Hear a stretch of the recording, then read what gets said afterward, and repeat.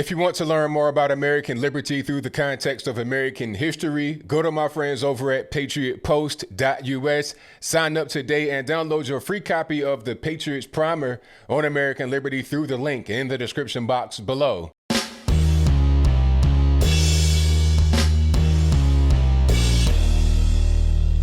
How's everybody doing? My name is Anthony Brian Logan, and today we got to talk about this CRINGEY concert put on by Global Citizen to benefit the World Health Organization, aka the WHO, aka the Wuhan Health Organization, aka the propaganda arm of the Chinese Communist Party, put on with Lady Gaga, Beyonce, and a bunch of other celebrities, and also marketing in general in this whole virus kerfuffle that we're in right now. Let's talk about the concert first. This whole thing was a big stinking mess.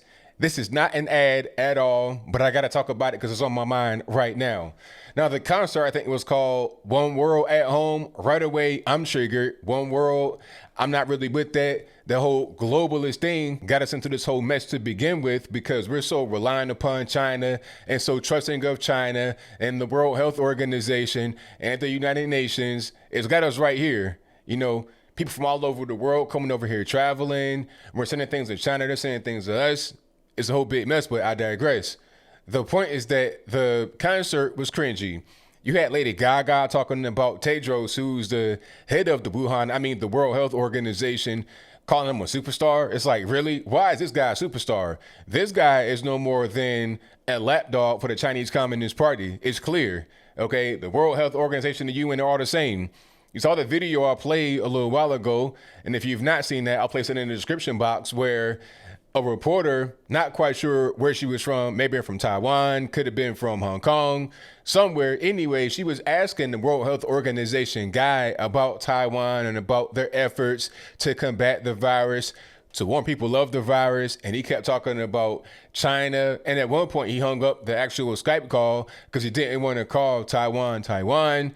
Rather, he wanted to call it an area of China.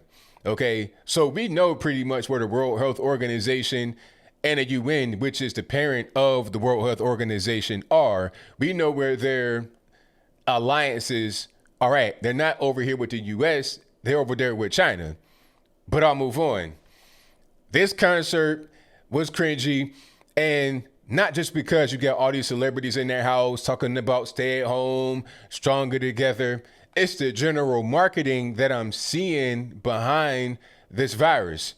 If I see one more commercial talking about slow the spread, social distancing, stronger at home, stronger together, at home, stay home, PPE, if I see one more thing like that, I might go postal, okay? Not a threat. I'm just saying how I feel. I'm just tired of it. And I think most Americans are, at this particular point in time, tired of this whole thing.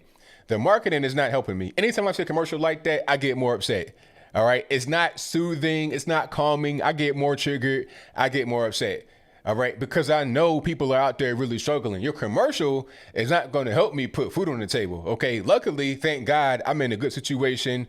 I'm not going to be struggling. I got money saved up, so I'm straight. However, a lot of people are in really bad situations right now, and the commercials aren't going to help. Okay. Here's a picture. I'll place on the screen before you. This is of a bunch of cars waiting in line to go to a food bank in San Antonio, Texas. One food bank, all them cars right there waiting. Go to a grocery store right now and you'll see a lot of food on the shelves. You may not see some paper items because people are just buying those just randomly. And there was a whole big assault on paper items. You know, people trying to return those, but ain't no returns. You're going to keep them in your house. But anyway, if you go to a grocery store, a lot of the shelves are stocked with food and they're not really that packed. I was surprised on the first of the month that the stores aren't really packed like that. I'm like, what's really going on here? Because the first of the month, you know, that's when people are going to use their stamps and they're, you know, they might get paid on the first and they're going out and they're getting things. But it was eerily kind of empty, I would say, on the first of the month. I'm like, what's going on? People don't have the money to go. You know, if they got food stamp money, they might try to sell those in order to pay their rent. It's serious out here. If you have health insurance or any kind of medical things, you got to pay for that. You got to pay for your rent, your mortgage, your car note, food, and you are just trying to finagle ways to be able to do it. So people are going to the food bank to get their food so they could spend less money on food and more money towards their mortgage, more money towards their general bills or car note or whatever they have to pay. Okay, like the main thing being the rent. People are really struggling to pay. I saw a stat today, and if I could find it, I'll place it on the screen, maybe even in the box, that says half of all of LA workers are without work. Not sure if that's true or false, but I wouldn't doubt it. And LA is no small place. LA County specifically has about, 10 million people in it, bigger than a lot of states in the US. So if half of these people that are in the workforce are now no longer in the workforce, what are we really doing? What's going on? What I'm being told is that we have to slow the spread and we have to do social distancing to reduce the burden on the hospitals and also to protect us as American citizens. Well, excuse me. How about I protect myself, right? It's the same kind of argument behind guns. People say, oh, well, you don't need to have any guns because we can protect you. Who is we? I mean, the police aren't going to be my bodyguard. They can't be there to protect me all hours of the day and night. So how about let me get my gun to protect myself? Same thing with the virus. If you have information that I should know about how to protect myself from it, give me the information. That's all you got to do. Don't be involved in my personal life trying to regulate when I can go to the store, what I can buy, what I can't buy, who I can be with, who I can't be. Just give me the information and let me handle my own safety.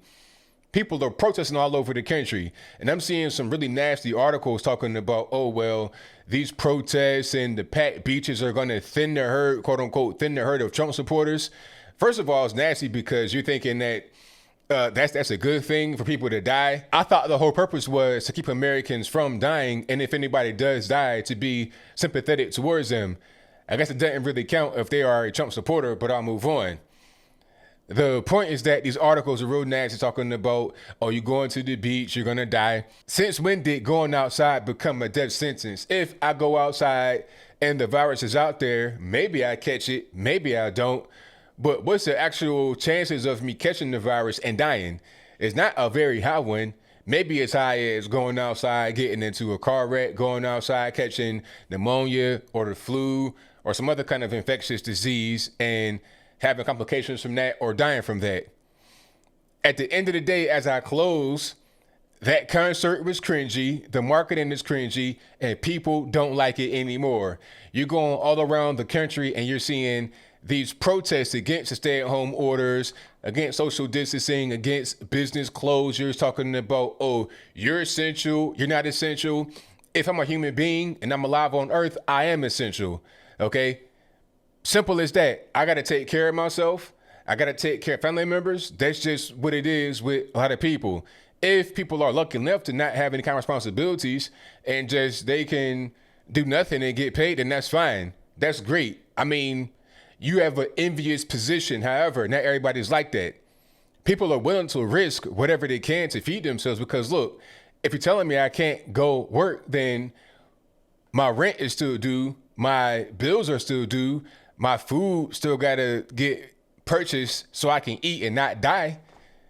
You're trying to protect people, but you're making a bunch of other problems that people got to deal with. How about this? How about you let me pick what issue I want to deal with? If I want to go to work and I want to be able to risk a small chance of getting the virus and dying to be able to live, then let me do that.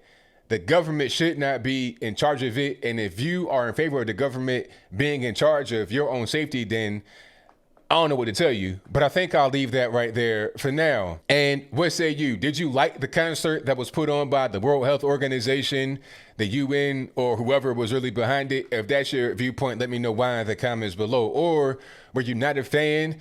I was not a fan. It was cringy. All these concerts, anytime I see a concert from somebody's living room or on Skype or on their phone with the AirPods in their ear, I immediately get triggered to the max. I'm talking about 2016 liberal after the election trigger. I get that fire truck red hot when I see these commercials because all it reminds me is that people seem to not really be on board with what I'm on board with, which is opening the country. Simple as that. But whatever your thoughts are, please let me know in the comments below. And that's all I got to say for this video. If you like what you heard, please comment, rate, share, and subscribe. Peace.